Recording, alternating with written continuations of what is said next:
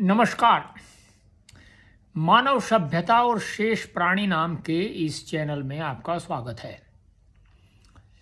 जैसा कि आपको विदित है, जो देखते होंगे वीडियो, यदि वो निरंतर देखेंगे तो उनकी समझ में कुछ आएगा, और यदि वो निरंतर नहीं देखेंगे, कहीं कहीं से देखेंगे, तो उनकी समझ में कुछ नहीं आएगा।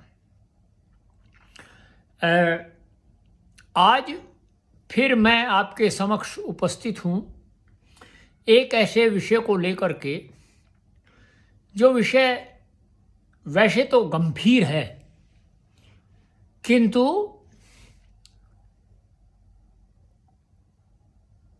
हम उस विषय को जानते ही नहीं हैं। हमारे देश में जो है एक विकृति का कालखंड आया था, अभी भी है, किंतु वह जो विकृति का कालखंड आया तो हमारे देश को वह विकृत करता चला गया।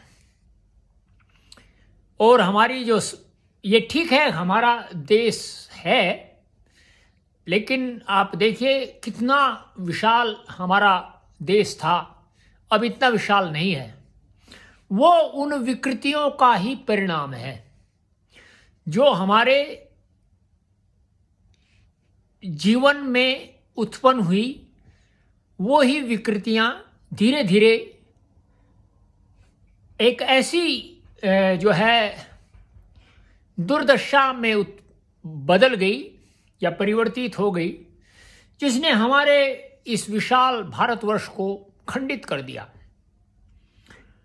और उसको खंडित करने के पश्चात हम लोग उस जो खंडन था, खंडन का अभिप्राय होता है टुकड़े करना, वह जो टुकड़े थे, हमने कभी इस पर विचार ही नहीं किया कि वे टुकड़े क्यों हुए। इससे पहले कि मैं आगे बढ़ूं, तो आपको मैं एक घटना बताता हूं। ये 2013 की घटना है, अब से लगभग 11 वर्ष पूर्व। जिस क्षेत्र में मैं रहता हूं, उस क्षेत्र में पता नहीं क्यों, किस प्रकार से एक ऐसी हवा बही, या ये कह सकते हैं कि उस दुर्दशा के कारण जो मनोवृत्ति उत्पन्न हुई थी, उसने इस क्षेत्र को एक प्रकार से दावानल में झोंक दिया। तो अब यहां जो है एक प्रवृत्ति उत्पन्न हुई, और प्रवृत्ति ये थी कि किसी भी प्रकार से जो सरकारी धन है उसको लिया जाए। तो एक व्यक्ति थे, मैं कभी कभी पहले उसके साथ में वार्ता कर लिया करता था, अब वह यहाँ नहीं रहता तो इसलिए वार्ता नहीं कर पाता। तो मैं उससे ये सदैव प्रश्न पूछता रहता था कि एक बात बताओ, तुम्हें भारतवर्ष से कितना प्रेम है, या तुम भारतवर्ष से प्रेम तुम्हारा उत्पन्न हो उसके लिए क्या करते हो। तो वह व्यक्ति कभी कुछ नहीं बोलता था।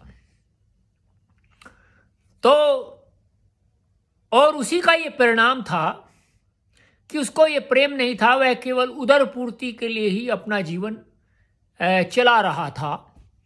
और वह व्यक्ति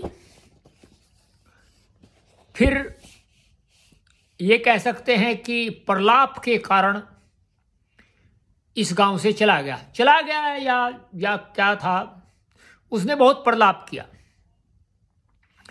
तो ऐसी ही अवस्था जो है हमारे समक्ष उस कालखंड में आई, जिस कालखंड में भारत को खंडित होना पड़ा। और वह खंडन अब से कुछ सैकड़ों वर्ष, ये कह सकते सैकड़ों नहीं, 75 या 76 वर्ष पूर्व भी हमारे समक्ष उत्पन्न हुआ। ये सब हुआ क्यों?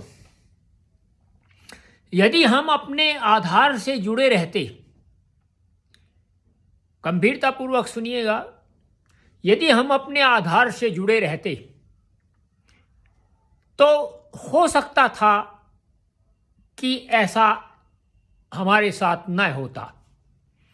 हमने अपने आधार को त्याग दिया और हमारे साथ में हमारा एक जो मातृभूमि थी उसका खंडन हो गया, विखंडन हो गया। और मुझे तो दुख होता है, भले ही मैं मातृभूमि का वह कालखंड ना देखा हो जिसमें विखंडन हुआ था, किंतु इस समय अत्यंत दुख होता है। इसी प्रकार से लगभग 2200 वर्ष पूर्व शंकराचार्य नाम के एक व्यक्ति का द्रविड़ देशोत्पन्न ब्राह्मण ब्रह्मचर्य से व्याकरण आदि सब शास्त्रों को पढ़कर सोचने लगे।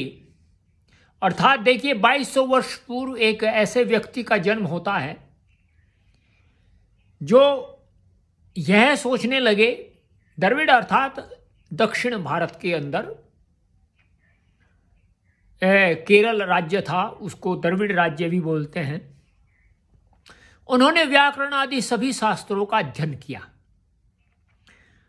और जो है उन्होंने मन में ये बात आया कि सत्य आस्तिक वेद मत का छूटना और जैन नास्तिक मत का चलना बड़ी ही हानि की बात हुई है। ये उनके मन में उत्पन्न हुआ क्योंकि उन्होंने अपने आधार को पढ़ा था और उन्होंने ये सोचा कि इनको हटाना चाहिए। शंकराचार्य शास्त्र तो पढ़े ही थे, परंतु जैन मत के पुस्तक भी उन्होंने पढ़े थे और उनकी युक्ति भी बहुत प्रबल थी। ऐसे महान विद्वान शंकराचार्य ने भारतवर्ष की सांस्कृतिक एकता के लिए 4 मठों की स्थापना की। उन्होंने ये सोचा कि हमें भारत की जो सांस्कृतिक एकता है उसको पहले स्थापित करना है, संस्कृति को पहले स्थापित करना है। तो उन्होंने 4 मठों का जो है स्थापना की और मठों को स्थापना करने के बाद में दुर्भाग्य से 32 वर्ष की अल्पायु में ही विश्वासघात करके विष देकर इनकी हत्या कर दी गई और वे अपने विचारों को स्पष्टता से समझाने का अवसर प्राप्त नहीं कर पाए। ये शंकराचार्य जी के साथ में हुआ। उनके पश्चात उनके अनुयायियों ने ब्रह्मसूत्र का सहारा लेकर ब्रह्मसूत्र के ही विरुद्ध ब्रह्म सत्यम जगन मिथ्या जैसा मिथ्या एवं अवैधिक घोष प्रारंभ कर दिया। उनके ग्रंथों में नारी और शूद्र के प्रति हे भाव के दुर्भाग्यपूर्ण प्रकरण में हमें उपलब्ध होते हैं। अब देखिए, समस्या कहां उत्पन्न हुई और कहां से उत्पन्न हुई। जो ब्रह्मसूत्र का भाष्य हुआ, या उनके जो अनुयायी थे उन्होंने किया, तो उन्होंने नारी और शूद्र के प्रति जो उस समय की वर्ण व्यवस्था के अनुसार थे या हैं, उन्होंने जो है उनके प्रति हे भाव, हे भाव, हे का अभिप्राय होता है जो त्याग के योग्य होता है, उसको हे बोलते हैं। दुर्भाग्यपूर्ण प्रकरण हमें उपलब्ध होते हैं और कदाचित इन्हीं प्रकरणों को देखकर मनुस्मृति, रामायण एवं महाभारत आदि ग्रंथों में ऐसे पापपूर्ण प्रक्षेप किए गए हैं। संभव है कि इससे पहले से भी शास्त्रों के मिथ्या अर्थ और प्रक्षेपों की दुर्भाग्यपूर्ण परंपरा प्रारंभ हो चुकी थी। अब देखिए, परंपरा कहां से प्रारंभ हुई और वह किस प्रकार से अनर्थ लेकर के आई, आप समझ सकते हैं।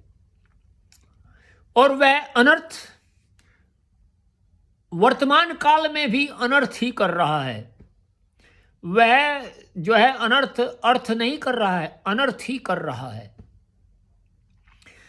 तो जो युवक बाल्यावस्था से ही वैराग्यवान हो, जिसने समूचे भारतवर्ष में अपनी विद्वत्ता का डंका बजाया हो, जिसके मन में वैदिक सनातन धर्म एवं भारत देश को बचाने की प्रबल उत्कंठा हो, जो संपूर्ण भारतवर्ष में अकेला ही विजय यात्रा के लिए चल पड़ा हो, ऐसा तेजस्वी अप्रतिम आत्मबल संपन्न और प्रज्ञावान पुरुष पूर्ण योगी ही हो सकता है।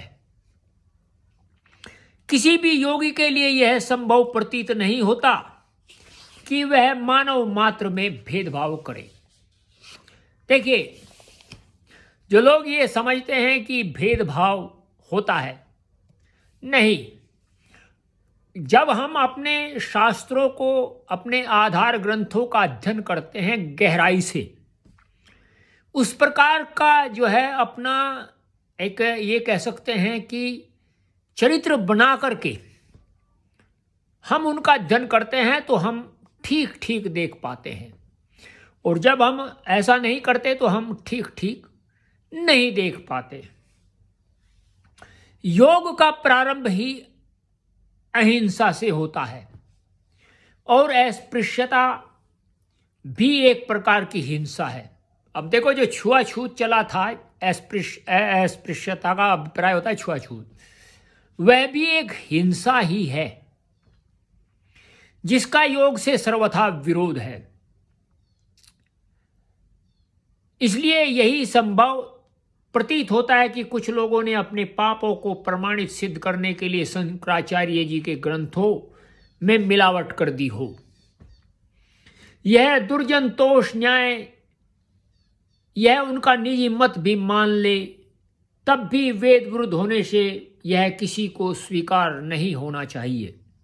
अब आपको उत्तर मिल गया होगा कि ये सब समस्या उत्पन्न कहाँ से हुई और कहाँ से उत्पन्न होकर के ये कहाँ तक जा रही है। इसीलिए मेरा ये जो है, मैं सोच रहा था कि लोग ऐसा क्यों मानते हैं, जो हमारे आधार ग्रंथ हैं उनसे लोग भागते क्यों हैं। तो उसके पीछे ये कारण है। अब आपको जो है वो कारण से जो धाराएं निकलती है, वो किस किस प्रकार की धाराएं हैं, ये आपको फिर बतलाऊंगा मैं। किंतु उससे बहुत सारी धाराएं बहती है। जैसे आप किसी एक नदी का प्रवाह रोक दे तो जो जल है वो धाराओं में बहना प्रारंभ हो जाता है, अर्थात वो जहाँ भी उसको मार्ग मिलता है वह वहीं से चलना प्रारंभ हो जाता है, बहना प्रारंभ हो जाता है। उसी प्रकार से जब लोगों का मार्ग अवरुद्ध हुआ, क्यों हुआ? पहले तो ये है कि लोगों को अपनी जो उसकी खोज करनी चाहिए थी, उनके ऊपर कोई आरोप नहीं है, किंतु पहले उनको खोज करनी चाहिए थी। ये कहते हैं जिन खोजा तिन पाइया, गहरे पानी पैठ, मैं बोरी ढूंढन चली रही किनारे बैठ। तो वो गहराई में पहुंचने का प्रयत्न करना चाहिए था। लोगों ने भी कभी गहराई में पहुंचने का प्रयत्न नहीं किया, क्योंकि सभी सामान्य व्यक्ति बन करके ही व्यवहार करते रहे। तो मेरा यही अनुरोध है कि जब तक आप अपने आधार ग्रंथों से नहीं जुड़ेंगे, जब तक आप अपनी संस्कृति से अच्छी प्रकार से नहीं जुड़ेंगे, तब तक आप अपने मार्ग में भटकते रहेंगे। और जब आप अपनी संस्कृति और सभ्यता से जुड़ जाएंगे, उस समय आपके जो मार्ग है वह प्रशस्त हो जाएगा और आप सुख की ओर चलना प्रारंभ कर देंगे। और इसी प्रकार की वीडियो आपको मिलती रहेगी। बहुत ही ध्यान से आप प्रतिदिन यदि इनको देखेंगे तो आपको एक इनका जो है जुड़ाव भी मिलेगा, एक का दूसरे के साथ में। तो आज इतना ही। आप इस चैनल को अधिक से अधिक सब्सक्राइब करिए, कमेंट करिए, लाइक कीजिए और शेयर कीजिए। और जो है इंस्टाग्राम और फेसबुक पर भी फॉलो कीजिए, वहाँ भी आपको ये वीडियो प्राप्त हो जाएंगी। आपका जो है सहयोग हमारे लिए बहुत ही प्रेरणास्पद होगा। नमस्ते।